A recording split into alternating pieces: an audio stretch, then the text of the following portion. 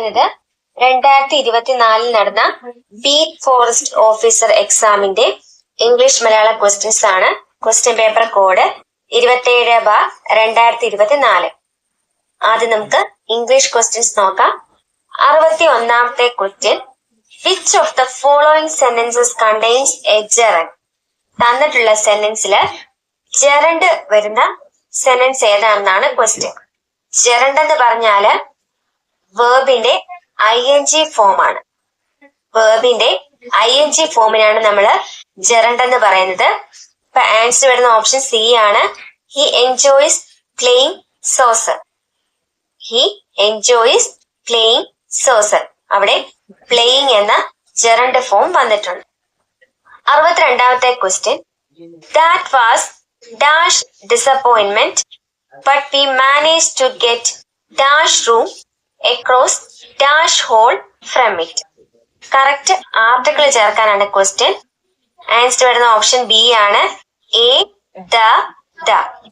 That was a disappointment but we managed to get the room across the hall from it. Disappointment എന്ന് പറയുമ്പോൾ സാധാരണയായിട്ട് നിരാശാജനകമായ ഒരു വസ്തുതയെ സൂചിപ്പിക്കാനാണ് ഉപയോഗിക്കുന്നത്. അപ്പം ഒരു വ്യക്തിയെയോ ഒരു അനുഭവത്തെയോ പറ്റി പൊതുവായി പറയുമ്പോൾ നമ്മൾ എ എന്ന ആർട്ടിക്കിൾ ആണ് ഉപയോഗിക്കുന്നത്. ഒരു വ്യക്തിയെയോ ഒരു അനുഭവത്തെയോ കുറിച്ച് പൊതുവായിട്ട് പറയുമ്പോൾ നമ്മൾ ഉപയോഗിക്കുന്ന ആർട്ടിക്കിൾ എ ആണ്. അതുപോലെ to get the room across the hall എന്നാണ് പറഞ്ഞിരിക്കുന്നത്. അവിടെ ഒരു സ്പെസിഫിക് റൂമിനെ പറ്റിയും സ്പെസിഫിക് ഹോളിനെ പറ്റിയുമാണ് പറഞ്ഞിരിക്കുന്നത്. അങ്ങനെ പറയുമ്പോൾ നമ്മള് ദ എന്ന ആർട്ടിക്കിൾ ആണ് ഉപയോഗിക്കുന്നത്. അപ്പൊ ഇവിടെ കറക്റ്റ് ആൻസർ വരുന്നത് ഓപ്ഷൻ ബി ആണ്. 63ാമത്തെ question, as soon as he came he made sure that everything was all right. Change into a negative sentence without changing its meaning. ഈ തന്നിരിക്കുന്ന സെന്റൻസിനെ ഒരു നെഗറ്റീവ് സെന്റൻസ് ആക്കി മാറ്റണം. എന്നാല് ഇതിന്റെ മീനിങ് മാറാൻ പാടില്ല. തന്നിരിക്കുന്ന ഒരു പോസിറ്റീവ് സെന്റൻസ് ആണ്. അതിനെ മീനിങ് മാറ്റാതെ ഒരു നെഗറ്റീവ് സെന്റൻസ് ആക്കി മാറ്റണം. അപ്പം ഇവിടെ തന്നിരിക്കുന്ന സെന്റൻസ് ആസ് സൂൺ ആസ് ചേർത്താണ് തന്നിരിക്കുന്നത്. ആസ് സൂൺ ആസ് ഉപയോഗിച്ചുള്ള ഒരു പോസിറ്റീവ് വാക്യത്തെ നമ്മള് അർത്ഥവ്യത്യാസമില്ലാതെ നെഗറ്റീവ് സെന്റൻസ് ആക്കാൻ എന്ത് ചെയ്യണം? നോ സൂണർ ദാൻ ചേർത്ത് എഴുതണം. എങ്ങനെയാണ്? ആസ് സൂൺ ആസ് ഉപയോഗിച്ചുള്ള ഒരു പോസിറ്റീവ് സെന്റൻസിനെ അർത്ഥവ്യത്യാസമില്ലാതെ നെഗറ്റീവ് സെന്റൻസ് ആക്കാൻ നോ സൂണർ ദാൻ ചേർത്ത് എഴുതണം. അപ്പൊ നോ സൂണർ ദാൻ ചേർക്കുമ്പോൾ വാക്യത്തിന്റെ ഫോം ഇങ്ങനെ വരും. No sooner plus helping verb plus subject plus base verb plus than plus second sentence. ഇത് കേട്ട് പേടിക്കൊന്നും വേണ്ട. നമ്മൾ ആ സെന്റൻസ് മാറ്റി എഴുതുമ്പോൾ ഇത് പെട്ടെന്ന് കിട്ടും. ഫോം ഒന്നും കൂടെ പറയാം. No sooner plus helping verb plus subject plus base verb plus than plus second sentence. ഇതൊന്നുമില്ല, നമ്മുടെ സെന്റൻസ് എങ്ങനെയാണ് എഴുതിയിരിക്കുന്നത് എന്നൊരു ഫോം ആക്കി പറഞ്ഞിരിക്കുന്നതേ ഉള്ളൂ. സെന്റൻസ് എഴുതുമ്പോൾ നമുക്ക് വലിയ ബുദ്ധിമുട്ടൊന്നും വരില്ല. അപ്പൊ നമുക്കിതിനെ ഒന്ന് മാറ്റി നോക്കാം. As soon as he came, അതാണ് നമ്മുടെ ഫസ്റ്റ് സെന്റൻസ്. ഇവിടെ നമ്മള് ആസ് സൂൺ ആസ് എന്നതിന് പകരം നോ സൂണർ ചേർക്കണം. അപ്പൊ നോ സൂണർ. ഇനി എന്താ വേണ്ടേ? Helping verb. ഇവിടെ ഹി കെയിം എന്നാണ് പറഞ്ഞിരിക്കുന്നത്. കെയിമിനെ സ്പ്ലിറ്റ് ചെയ്താൽ നമുക്ക് ഡിഡ് പ്ലസ് കം എന്ന് കിട്ടും. അപ്പൊ ഡിഡ് ആണ് ഇവിടുത്തെ ഹെൽപ്പിംഗ് വേർബ്. അപ്പൊ എങ്ങനെ എഴുതണം? No sooner did. അതിനുശേഷം എന്താ വരേണ്ടത്? സബ്ജക്റ്റ്. ഇവിടുത്തെ സബ്ജക്റ്റ് ഹി ആണ്. സബ്ജക്റ്റിന് ശേഷം ബേസ് വെർബ്, അതായത് കം. അപ്പൊ എങ്ങനെ എഴുതേണ്ടത്? No sooner did he come. അതിനുശേഷം എന്ത് ചേർക്കണം? ദാൻ ചേർക്കണം. No sooner did he come than, പിന്നെ second sentence he made sure that everything was all right. Answer എങ്ങനെയാ വരുന്നത്? നോ സൂണർ ഡിഡ് ഹി കം ദാൻ he made sure that everything was all right. ഈ ആൻസർ വരുന്ന option എയിലാണ്. So option A is the correct answer. 64ാമത്തെ question, if James dash enough money. He dash buy a new car next year. ഇതൊരു conditional sentence ആണ് തന്നിരിക്കുന്നത്. If James dash enough money he dash buy a new car next year. PSC answer തന്നിരിക്കുന്ന ഓപ്ഷനെ had would എന്നാണ്. എന്നാല് ഇതിന് കുറച്ചുകൂടെ correct ആയിട്ടുള്ള ആൻസർ വരുന്ന ഓപ്ഷൻ സി ഹാസ് വിൽ എന്നാണ്. If James has enough money he will buy a new car next year. അതായത് ഇവിടെ നെക്സ്റ്റ് ഇയറിന് വ്യക്തമായിട്ടൊരു സമയം പറയുന്നുണ്ട്. അപ്പൊ നെക്സ്റ്റ് ഇയർ എന്ന് പറയുന്ന ഒരു സമയം കറക്റ്റ് ആയിട്ട് തന്നിരിക്കുന്നതുകൊണ്ട് ഇത് ഭാവിയിൽ നടക്കാൻ സാധ്യതയുള്ളൊരു കാര്യമാണ്. അതായത് real or possible condition in the future. ഇതിനെ നമ്മള് ഫസ്റ്റ് കണ്ടീഷൻ ക്ലോസ് എന്നാണ് വിളിക്കുന്നത്. ഭാവിയില് നടക്കാൻ സാധ്യതയുള്ള കാര്യമായതുകൊണ്ട് ഇതിനെ നമ്മള് ഫസ്റ്റ് കണ്ടീഷൻ ക്ലോസ് എന്നാണ് വിളിക്കുന്നത്. ഇതിന്റെ റൂള് വരുന്നത് ഈഫ് ക്ലോസില് ഈഫ് പ്ലസ് സിമ്പിൾ പ്രസന്റ് ടെൻസും മെയിൻ ക്ലോസില് സിമ്പിൾ ഫ്യൂച്ചർ അതായത് will or shall plus verb. ഇതാണ് ഇതിന്റെ റൂള് വരുന്നത്.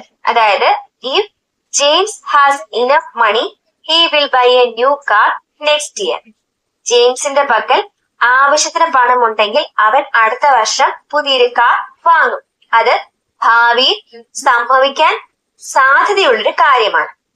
ഇനി ഹാഡ് വുഡ് ചേർത്താല് നിലവിലെ സത്യമല്ലാത്ത അല്ലെങ്കിൽ വെറും സാങ്കല്പികമായ കാര്യങ്ങൾ പറയുമ്പോഴാണ് നമ്മൾ ഈ ഫോം ഉപയോഗിക്കുന്നത്. അതായത് if James had enough money he would buy a car. പണം ഉണ്ടായിരുന്നെങ്കിൽ അവൻ പുതിയൊരു കാർ വാങ്ങിയേ. അതിന്റെ അർത്ഥം എന്ന് പറഞ്ഞാൽ ഇപ്പോൾ അവന്റെ കയ്യിൽ പണമില്ല, ഉണ്ടെങ്കിൽ വാങ്ങിയേനെ, ഇപ്പോൾ ഇല്ല. എന്നാൽ ക്വസ്റ്റ്യനില് നെക്സ്റ്റ് ഇയർ എന്ന് പറയുന്ന വ്യക്തമായിട്ടൊരു സമയം പറയുന്നുണ്ട്. അപ്പൊ സാങ്കല്പികമായ രൂപത്തേക്കാൾ അതായത് ഹാഡ് വുഡ് എന്ന സ്ട്രക്ചറിനേക്കാൾ ഫസ്റ്റ് കണ്ടീഷനിലാണ് അതായത് ഹാസ് വിൽ എന്ന സ്ട്രക്ചർ ആണ് ഇവിടെ കൂടുതൽ അനുയോജ്യമായിട്ടുള്ള ആൻസർ ആയിട്ട് വരുന്നത്. അപ്പം ഇവിടെ കറക്റ്റ് ആയിട്ടുള്ള ആൻസർ വരുന്ന ഓപ്ഷൻ സി ഹാസ് വിൽ ആണ്. 65ാമത്തെ question he was absent dash he was C. Option A because, option B when, option C during, option D why. ഇവിടെ കറക്റ്റ് ആൻസർ വരുന്ന ഓപ്ഷൻ എ ബിക്കോസ് ആണ്. He was absent because he was sick. ഒരു കാര്യത്തിന്റെ കാരണം വ്യക്തമാക്കാൻ ഉപയോഗിക്കുന്ന conjunction ആണ് because. ഇവിടെ എന്താ പറഞ്ഞിരിക്കുന്നത്? അവൻ ആബ്സെന്റ് ആണ്, കാരണം അവന് അസുഖമാണ്. അപ്പം ഒരു കാര്യത്തിന്റെ കാരണം വ്യക്തമാക്കാൻ ഉപയോഗിക്കുന്ന കൺജങ്ഷൻ ആണ് ബിക്കോസ്. ഇനി വെൻ എന്ന് പറഞ്ഞാല് എപ്പോൾ എന്നാണ് അർത്ഥം. സമയത്തേക്ക് സൂചിപ്പിക്കാനാണ് നമ്മള് വെൻ ഉപയോഗിക്കുന്നത്. വെൻ ഡു യു കം, നീ എപ്പോൾ വന്നു. ഇനി ഡ്യൂറിംഗ് എന്ന് പറഞ്ഞാല് അതിനിടയിൽ എന്നാണ് അർത്ഥം. ഇത് സാധാരണ ഒരു നൗണിന് മുൻപാണ് ഉപയോഗിക്കുന്നത്. For example during the illness. ഇവിടെ ഹി വാസ് സിക്ക് എന്നൊരു സെന്റൻസ് ആണ് തന്നിരിക്കുന്നത്, അതുകൊണ്ട് ഡ്യൂറിംഗ് എന്ന് പറയുന്നത് ഇവിടെ ഉപയോഗിക്കുക. ഇനി വൈൽ എന്ന് പറഞ്ഞാല് അതേ സമയം എന്നാണ് അർത്ഥം. രണ്ട് കാര്യങ്ങൾ ഒരേ സമയം നടക്കുമ്പോൾ സൂചിപ്പിക്കാൻ ഉപയോഗിക്കുന്ന ടേം ആണ് വൈൽ. 66ാമത്തെ ക്വസ്റ്റ്യൻ ക്യാൻസൽഡ് ആണ്. 67ാമത്തെ question choose the correctly spelled word. Answer വരുന്ന ഓപ്ഷൻ സി ആണ് ഡിസ്ക്രിപ്പൻസി. DISCREPANCY. ഡിസ്ക്രിപ്പൻസി ആണ് കറക്റ്റ് ആൻസർ. എന്റെ അർത്ഥം എന്ന് പറഞ്ഞാല് വ്യത്യാസം അല്ലെങ്കിൽ പൊരുത്തക്കേട്. 68ാമത്തെ question his speech has taken the wind out of my sails. ഇവിടെ അണ്ടർലൈൻ ചെയ്തിരിക്കുന്ന ഇഡിയത്തിന്റെ മീനിങ് ആണ് ചോദിച്ചിരിക്കുന്നത്. Taken the wind out of my sails. ഇതിന്റെ ആൻസർ വരുന്ന ഓപ്ഷൻ സി ആണ് made my words or actions ineffective. Made my words or actions ineffective. തന്നിരിക്കുന്ന idiom taken the wind out of my sails, അതിന്റെ meaning വരുന്നത് ഒരാളുടെ ആത്മവിശ്വാസമോ ആവേശമോ ഇല്ലാതാക്കുക, അല്ലെങ്കിൽ അവരുടെ പ്രവൃത്തികളുടെയും വാക്കുകളുടെയും സ്വാധീനത്തെ അല്ലെങ്കിൽ ഫലപ്രാപ്തിയെ തടയുക എന്നതാണ്. ഒരാളുടെ ആത്മവിശ്വാസമോ ആവേശമോ ഇല്ലാതാക്കുക, അല്ലെങ്കിൽ അവരുടെ പ്രവൃത്തികളുടെയും വാക്കുകളുടെയും സ്വാധീനത്തെ അല്ലെങ്കിൽ ഫലപ്രാപ്തിയെ തടയുക എന്നതാണ് taken the wind out of my sails എന്ന ഇഡിയത്തിന്റെ മീനിങ്. ഇനി ഓപ്ഷൻ എയിൽ എന്താ പറഞ്ഞിരിക്കുന്നത്? Made me think of the future, എന്നെ ഭാവിയെ കുറിച്ച് ചിന്തിപ്പിച്ചു. ഇനി ഓപ്ഷൻ ബിയില് made me remember my past, എന്നെ ഭൂതകാലം ഓർമ്മിപ്പിച്ചു. അടുത്ത എന്താ? മേഡ് മീ ഡിപ്രസ്ഡ്, എന്നെ മാനസികമായി തളർത്തി. അപ്പം ഇവയൊക്കെ തെറ്റാണ്. ആൻസർ വരുന്ന option C, made my words or actions ineffective. 69ാമത്തെ question, they said let us come in. Reporter സ്പീച്ചിലോട്ട് മാറ്റാനാണ്. They said let us come in. ഞങ്ങളെ അകത്തേക്ക് കയറാൻ അനുവദിക്കൂ. അതൊരു റിക്വസ്റ്റ് അല്ലെങ്കിൽ അനുവാദം ചോദിക്കുകയാണ്. അപ്പൊ റിപ്പോർട്ടിംഗ് വെർബ് എന്ത് വരണം? റിക്വസ്റ്റഡ് എന്ന് വരണം. അപ്പൊ ആൻസർ വരുന്ന ഓപ്ഷൻ ഡി ആണ്. They requested me to let them come in. They requested me to let them come in. 70ാമത്തെ question, a speech made by someone for the first time. Option A maiden speech, option B sermon, option C extempore, option D spontaneous. A speech made by someone for the first time. ഒരാള് ആദ്യമായിട്ട് നടത്തുന്ന പ്രസംഗം, അതിന് പറയുന്ന പേരെന്താണെന്നാണ് ചോദിച്ചിരിക്കുന്നത്. Answer വരുന്ന option A ആണ്, maiden speech. A speech made by someone for the first time. അതിന്റെ ആൻസർ ആണ് ഓപ്ഷൻ എ, maiden speech. ഇനി sermon എന്ന് പറഞ്ഞാല് മതപരമായ പ്രസംഗം എന്നാണ് അർത്ഥം. sermon മതപരമായ പ്രസംഗം. extempore എന്ന് പറഞ്ഞാല് മുൻകൂട്ടി യാതൊരു തയ്യാറെടുപ്പുമില്ലാതെ പെട്ടെന്ന് നടത്തുന്ന പ്രസംഗം. മുൻകൂട്ടി യാതൊരു തയ്യാറെടുപ്പുമില്ലാതെ പെട്ടെന്ന് നടത്തുന്ന പ്രസംഗമാണ് extempore. സ്പോണ്ടേനിയസ് എന്ന് പറഞ്ഞാല് തയ്യാറെടുപ്പുകളില്ലാതെ സ്വയം പ്രേരിതമായി പെട്ടെന്ന് ചെയ്യുന്ന കാര്യങ്ങൾ. തയ്യാറെടുപ്പുകളില്ലാതെ സ്വയം പ്രേരിതമായി പെട്ടെന്ന് ചെയ്യുന്ന കാര്യങ്ങൾക്കാണ് സ്പോണ്ടേനിയസ് എന്ന് പറയുന്നത്. ഇപ്പൊ നമ്മള് ഇംഗ്ലീഷിലെ 10 ക്വസ്റ്റ്യൻസ് നോക്കിക്കഴിഞ്ഞു. ഇപ്പൊ നിങ്ങള് ചെയ്യാൻ പറ്റുന്നത്രയും PYQ ചെയ്ത് തന്നെ നോക്കുക. കാരണം കൂടുതൽ റിപ്പീറ്റഡ് ക്വസ്റ്റ്യൻസ് ഉണ്ടാവുന്നതാണ്. നമുക്ക് ഒരു ക്വസ്റ്റ്യൻ പേപ്പർ ചെയ്താല് അതിന്റെ ഓപ്ഷൻസും കൂടെ കൂട്ടി വേണം പഠിക്കാന്. അപ്പൊ നമുക്ക് കൂടുതൽ ക്വസ്റ്റ്യൻസ് കിട്ടും. കാരണം ഒരു ക്വസ്റ്റ്യൻ പേപ്പറിലെ ഓപ്ഷൻസിൽ നിന്നായിരിക്കും അടുത്ത ക്വസ്റ്റ്യൻ പേപ്പറിൽ ഒരു ക്വസ്റ്റ്യൻ ഉണ്ടാവുന്നത്. അപ്പൊ നമ്മളൊരു ക്വസ്റ്റ്യൻ പഠിക്കുമ്പോൾ ജസ്റ്റ് ക്വസ്റ്റ്യൻ ആൻസർ മാത്രം പഠിക്കാതെ അതിന്റെ ഓപ്ഷൻസ് വിത്ത് കണക്റ്റഡ് ഫാക്ട്സ് കൂടെ പഠിക്കുക. അങ്ങനെ കൂടുതൽ ക്വസ്റ്റ്യൻ പേപ്പറുകളിൽ ചെയ്ത് കണക്റ്റഡ് ഫാക്ട്സ് പഠിക്കുമ്പോൾ നമുക്ക് കൂടുതൽ മാർക്ക് സ്കോർ ചെയ്യാൻ പറ്റും. ഇനി നമുക്ക് മലയാളം ക്വസ്റ്റ്യൻസ് നോക്കാം. 71ാമത്തെ ക്വസ്റ്റ്യൻ, ശരിയായ പ്രയോഗം ഏത്? 1 10 തെങ്ങ്, 2 10 തെങ്ങുകൾ, 3 100 പുസ്തകം, 4 100 പുസ്തകം. ഇതിന്റെ ആൻസർ വരുന്ന ഓപ്ഷൻ ബി ആണ്. 1 3 ശരിയാണ്. അതായത് 10 തെങ്ങ് 100 പുസ്തകം ഇവ രണ്ടുമാണ് ശരി. 10 തെങ്ങുകൾ എന്ന് പറയില്ല, അതുപോലെ തന്നെ 100 പുസ്തകങ്ങൾ എന്നും പറയില്ല. 10 തെങ്ങ് 100 പുസ്തകം അതാണ് കറക്റ്റ്. ആൻസർ വരുന്ന ഓപ്ഷൻ ബി 1 3 ശരിയാണ്. 72ാമത്തെ ക്വസ്റ്റ്യൻ, നേതാവ് എന്ന പദത്തിന്റെ സ്ത്രീലിംഗ ശബ്ദം. ആൻസർ വരുന്ന ഓപ്ഷൻ സി നേത്രിയാണ്. നേതാവ് എന്ന പദത്തിന്റെ സ്ത്രീലിംഗ ശബ്ദമാണ് ഓപ്ഷൻ സി നേത്രി. ഇത് റിപ്പീറ്റഡ് ക്വസ്റ്റ്യൻ ആണ്. നിങ്ങള് നമ്മുടെ ചാനലിലെ വീഡിയോ ആദ്യമായിട്ടാണ് കാണുന്നതെങ്കിൽ മറ്റു വീഡിയോ കൂടെ കാണാൻ ശ്രമിക്കുക. അപ്പൊ അതെല്ലാം കാണുമ്പോൾ നിങ്ങൾക്ക് മനസ്സിലാകും വളരെയധികം ക്വസ്റ്റ്യൻസ് തന്നെ റിപ്പീറ്റഡ് ആയിട്ട് ചോദിച്ചിട്ടുണ്ട്. നേതാവ്, അതിന്റെ സ്ത്രീലിംഗം നേത്രി, ഇത് റിപ്പീറ്റഡ് ആയിട്ട് തന്നെ വരുന്ന ക്വസ്റ്റ്യൻ ആണ്. കുറെ ക്വസ്റ്റ്യൻ പേപ്പറിൽ ഈ ക്വസ്റ്റ്യൻ തന്നെ വന്നിട്ടുണ്ട്.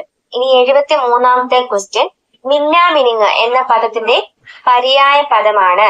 1 പ്രകാശകൻ, 2 പ്രകാശിതം, 3 തൈജസ കീടം, 4 ഖദ്യോതം. മിന്നാമിനുങ്ങ് എന്ന പദത്തിന്റെ പര്യായ പദങ്ങൾ ഏതാണെന്നാണ് ക്വസ്റ്റ്യൻ. ആൻസർ വരുന്ന ഓപ്ഷൻ ബി ആണ്. 3ഉം 4ഉം ശരിയാണ്. അതായത് തൈജസ കീടം, ഖദ്യോതം മിന്നാമിനുങ്ങിന്റെ പര്യായ പദങ്ങളാണ്. തൈജസ കീടം, ഖദ്യോതം. 74ാമത്തെ ക്വസ്റ്റ്യൻ, പടൻ എന്ന വാക്കിന്റെ അർത്ഥം. 1 വഞ്ചകൻ, 2 പോരാളി, 3 യോദ്ധാവ്. ആൻസർ വരുന്ന ഓപ്ഷൻ എ ആണ്. 1 മാത്രം ശരിയാണ്. അതായത് വഞ്ചകൻ. പടൻ എന്ന് പറഞ്ഞാല് വഞ്ചകൻ എന്നാണ് അർത്ഥം. ഈ ക്വസ്റ്റ്യൻ പേപ്പറിലെ മലയാളത്തിന്റെ ക്വസ്റ്റ്യൻസും മൊത്തം നോക്കിയാല് ഒരു പ്രത്യേകത എന്താന്ന് വെച്ചാല് എല്ലാം സ്റ്റേറ്റ്മെന്റ് ക്വസ്റ്റ്യൻ ആണ്. നമ്മൾ ഓർക്കും GK മാത്രമേ സ്റ്റേറ്റ്മെന്റ് ക്വസ്റ്റ്യൻ വരൂ എന്ന്. അങ്ങനെയല്ല, മലയാളത്തിനും ഇംഗ്ലീഷിനും മാത്സിനും എല്ലാം സ്റ്റേറ്റ്മെന്റ് ക്വസ്റ്റ്യൻസ് വരാം. അപ്പം ഇതിനകത്ത് മലയാളത്തിനകത്ത് എല്ലാ ക്വസ്റ്റ്യനും തന്നെ സ്റ്റേറ്റ്മെന്റ് രൂപത്തിലാണ് ചോദിച്ചിരിക്കുന്നത്. അപ്പം ഇങ്ങനെ ക്വസ്റ്റ്യൻസ് പരിചയപ്പെടണമെങ്കിൽ നമ്മള് PYQ നന്നായിട്ട് പഠിച്ചാൽ മാത്രമേ കിട്ടുകയുള്ളൂ. 75ാമത്തെ ക്വസ്റ്റ്യൻ, ധനം എന്ന വാക്കിന് പകരം ഉപയോഗിക്കാവുന്ന പദമാണ് 1 അർത്ഥം, 2 വിത്ത്, 3 അർത്ഥം, 4 ആണെന്ന്. ആൻസർ വരുന്ന ഓപ്ഷൻ ബി ആണ്. 1ഉം 2ഉം ശരിയാണ്. അതായത് അർത്ഥം, വിത്ത്. ധനം എന്ന വാക്കിന് പകരം ഉപയോഗിക്കാവുന്ന പദം അല്ലെങ്കിൽ ധനം എന്ന വാക്കിന്റെ പര്യായ പദങ്ങൾ എന്ന് പറയാം അർത്ഥം, വിത്ത്. ഇനി മൂന്നാമത്തെ അർത്ഥം എന്ന് പറഞ്ഞാല് പകുതി എന്നാണ് അർത്ഥം. അർത്ഥം എന്ന് പറഞ്ഞാല് പകുതി. ആനനം എന്ന് പറഞ്ഞാല് മുഖം. 76ാമത്തെ ക്വസ്റ്റ്യൻ, ശരിയായ വാക്കുകൾ ഏത്? രക്ഷകർത്താവ്, രക്ഷാകർത്താവ്, ഹാർദവം, ഹാർദം. ആൻസർ വരുന്ന ഓപ്ഷൻ ഡി ആണ്. 2ഉം 4ഉം ശരിയാണ്. അതായത് രക്ഷാകർത്താവ്, ഹാർദം, ഈ 2 വാക്കുകളാണ് ശരി. ഇവയെല്ലാം തന്നെ റിപ്പീറ്റഡ് ആണ്.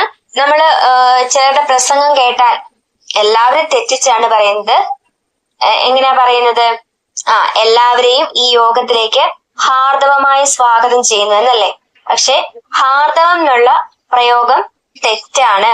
ഹാർദം എന്നതാണ് ശരിയായിട്ടുള്ള വാക്ക്. അതുപോലെ സ്കൂളുകളിലൊക്കെ ആണെങ്കിലും രക്ഷകർത്താവിനെ കൊണ്ടുവരണം എന്നാണ് പറയുക. എന്നാല് രക്ഷകർത്താവല്ല, രക്ഷാകർത്താവ് എന്നാണ് ശരിയായിട്ടുള്ള പദം. 77ാമത്തെ ക്വസ്റ്റ്യൻ, ഫാഷൻ മോങ്ങർ എന്ന പദത്തിലുള്ള ഉചിതമായ തർജ്ജമ.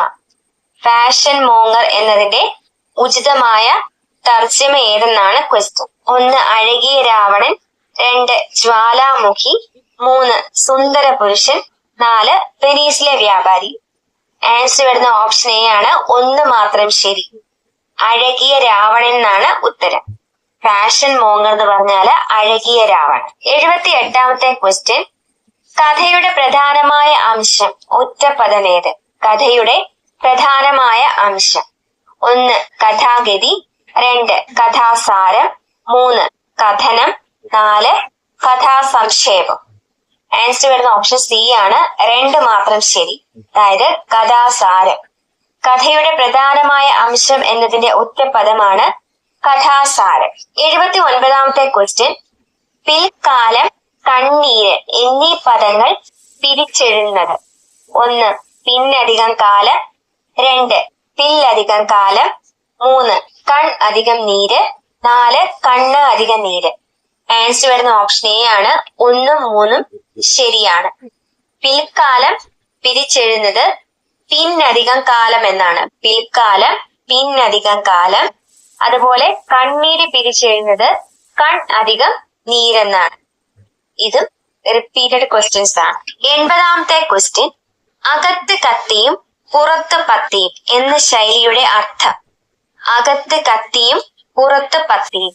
1 ഉള്ളിലും പുറത്തും വിരോധം, 2 ഉള്ളിലും പുറത്തും സ്നേഹം, 3 ഉള്ളിൽ സ്നേഹവും പുറമേ വിരോധവും, 4 ഉള്ളിൽ വിരോധവും പുറമേ സ്നേഹവും.